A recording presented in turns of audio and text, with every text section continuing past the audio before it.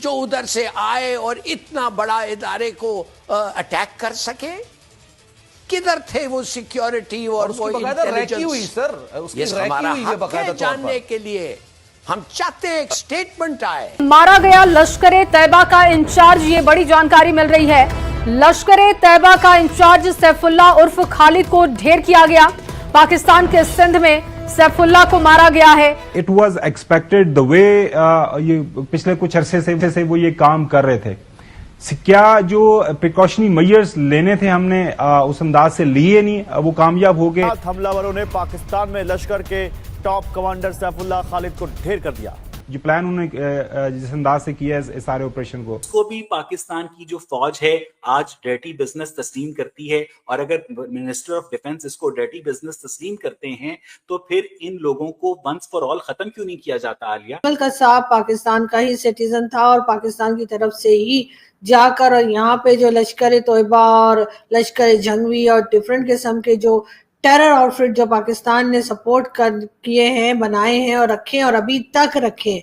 उस वक्त उन्होंने पार्लियामेंट के फ्लोर पे खड़े होकर कहा था हमें अपने घर साफ करने की जरूरत है। Everybody knows. हाफिज सईद हो, चाहे मसूद अजहर हो, और इसी तरह के कई दूसरे जो टेररिस्ट पाकिस्तान में पाए जाते हैं और अभी तक पाए जाते हैं। जो जिन आपने पैदा किया वो फिर आ गया सामने। उसमें आपको पता है कि फिर जितने दुनिया के बड़े बड़े दहशतगर्द हैं उनसे किस तरीके से ताने बाने जो हैं वो जुड़े रहे हैं वहां पर, और उसामा बिन लादेन तक फिर वहां से पकड़ा जाता है। नमस्ते दोस्तों, जय हिंद। हिंदुस्तान स्पेशल में आपका स्वागत है। दोस्तों, आतंकी संगठन लश्कर तोयबा का डिप्टी चीफ आतंकी सैफुल्लाह खालिद की पाकिस्तान में हत्या कर दी गई है। रिपोर्ट्स के मुताबिक अज्ञात हमलावरों ने उसे जहन्नुम पहुंचा दिया है। वो लश्कर के संस्थापक आतंकी हाफिज सईद का बेहद करीबी था। जानकारी के मुताबिक मटली शहर में जैसे ही वह अपने घर से बाहर निकला, अज्ञात हमलावरों ने उसके सिर और सीने पर गोली मार दी। यह आतंकी भारत में हुए 3 हमलों में शामिल था। उसने महाराष्ट्र के नागपुर में आरएसएस मुख्यालय में 2006 में हमले की साजिश रची थी। साल 2001 में रामपुर में सीआरपीएफ कैंप में हुए हमले और बेंगलोर में 2005 में हुए हमलों में भी वो शामिल था। खालिद विनोद कुमार के फर्जी नाम से कई सालों तक नेपाल में छिपा रहा था। खालिद ने अपना ठिकाना पाकिस्तान के सिंध प्रांत के बदीन जिले के मतली में बना लिया था। वहां वह लश्कर तोयबा और उसके मुखोटो संगठन जमातो दावा के लिए काम करता रहा, जिसका मुख्य काम आतंकी अभियानों के लिए भर्ती और धन उगाही करना था। तो लोग भी होंगे, नॉन स्टेट एक्टर्स आप कह सकते हैं कि उस तरह नहीं थे जिस तरह के अफगान जिहाद के बाद हमारे सामने आए। अफगान जिहाद के बाद तो फिर आपके पास एक बनी बनाई चीज आ गई ना, जो आपने खुद बनाई। जो जिन आपने पैदा किया वो फिर आ गया सामने। उसमें आपको पता है कि फिर जितने दुनिया के बड़े बड़े दहशतगर्द हैं उनसे किस तरीके से ताने बाने जो हैं वो जुड़े रहे हैं वहां पर, और उसामा बिन लादेन तक फिर वहां से पकड़ा जाता है। तो जो आप ये बात कर रहे हैं ना कि वो बनाए गए, तो वहां पर ये बात तो तस्लीम की जाती है पाकिस्तान के अंदर अथॉरिटीज और जो पॉलिटिशियंस या जो भी बात करते हैं इसके ऊपर, तो वो ये कहते हैं कि ये तस्लीम करते हैं कि माजी में ऐसा हुआ, हाँ पास्ट में ऐसा हुआ, हाँ हिस्ट्री ये है। क्योंकि ये ना एक कोजी एरिया है कि आप ये कहते हैं कि इसमें छुप जाओ, उससे तो आप नहीं निकल सकते। उससे अगर निकल पाते होते तो यूनाइटेड स्टेट्स की तरफ से अभी जो यूएस एड बंद हुई है, जो मिलिट्री एड बंद की गई कुछ अर्सा पहले, वो ना की जाती, वो इसी वजह से बंद की गई थी। तो अगर ऐसा होता तो आप निकल तो नहीं पाए। आपके जो आज हो रहा है पाकिस्तान के अंदर और जो पिछले 10 सालों से पाकिस्तान के अंदर जारी है, और जैसे वहां पर अपने खुद पाकिस्तान के अंदर जो जगह जगह फट रहे हैं, और फिर पूरी दुनिया में जो हमले हुए हैं, वो लंदन के हमले हों, वो कोई भी 9/11 हो, कोई भी हो, उसके बाद फिर आपको उनके साथ मिलकर जो है जंग लड़ना पड़ी।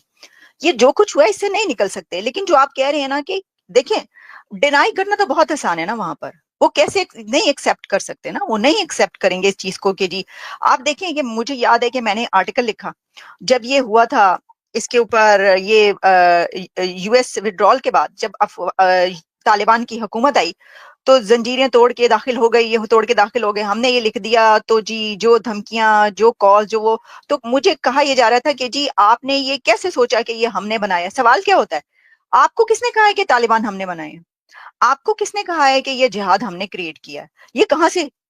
आप इससे अंदाजा करें कि जो ये सवाल कर रहे होते हैं उन्होंने किताबें नहीं पढ़ते, वो ये नहीं देखते कि दुनिया में अब हर किसी को ये बात पता है कि आपके अपने लोगों की जो जनरल आसिफ नवाज के भाई शुजा नवाज हैं, उन्होंने पूरी एक जो किताब लिखी है उसमें एक पूरा चैप्टर है तोरा बोरा, और उसके अंदर उन्होंने जो उसामा बिन लादेन वहां से पकड़ा गया वो सारी उन्होंने क्लीन चिट जो उसके अंदर पेश कर दी है। क्लीन चिट से मुराद ये कि यानी उसामा बिन लादेन जो है पीएमए काकुल से 2 किलोमीटर के फासले पर बिलाल टाउन एबटाबाद के उस कंपाउंड में छुपा हुआ है।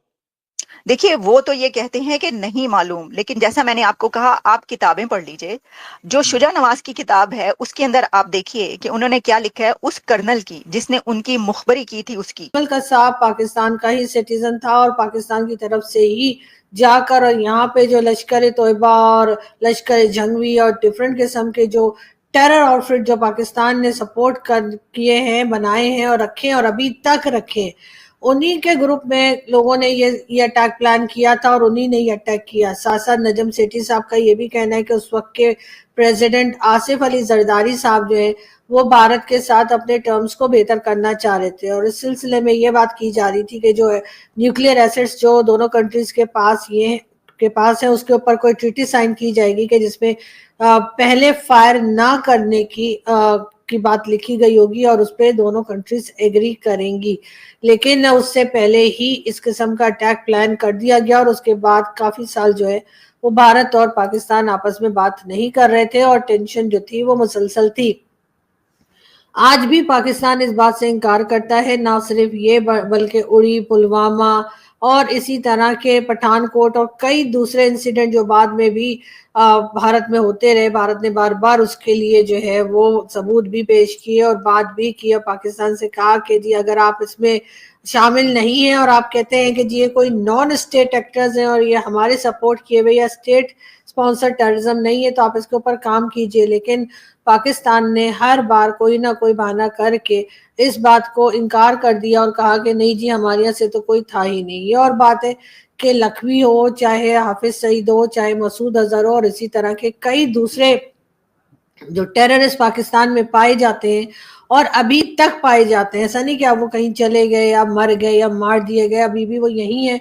यानी कि उनके ऊपर कोई कार्रवाई करने से पाकिस्तान ने इनकार कर दिया। पाकिस्तान के कई लोगों से जब मेरी बात होती है और मैं कहती हूँ कि आखिर पाकिस्तान इस किस्म की बातों को जब भारत कहता है तो उसके ऊपर एक्शन क्यों नहीं लेता, तो उन लोगों का जिनसे मैंने बात की पाकिस्तान में और पूछा कि आखिर पाकिस्तान इस तरह की बातों के ऊपर एक्शन क्यों नहीं लेता जिससे कि भारत की जो शिकायत है वो दूर की जा सके, तो उनका कहना ये कि देखिए अगर हम एक बार भी भारत की बात को मान गए और हमने इंटरनेशनल लेवल पे या मीडिया के आगे हमने कबूल लिया कि हाँ ये टेररिस्ट हमारे यहाँ है, हमारे यहाँ थे और हमारे यहाँ से ही गए, तो उसके बाद भारत जो है वो और ज्यादा शेयर हो जाएगा और ज्यादा मजबूत हो जाएगा, पाकिस्तान के ऊपर हर तरह के एलिगेशंस लगाएगा। भारत एक बहुत फजूल किस्म का किया और आर्ग्यूमेंट दिया, बहुत फजूल किस्म का एक्सक्यूज था जो वो साहब मुझे दे रहे थे, लेकिन भारत इसी किस्म की बातें जो है वो बढ़ती गई होती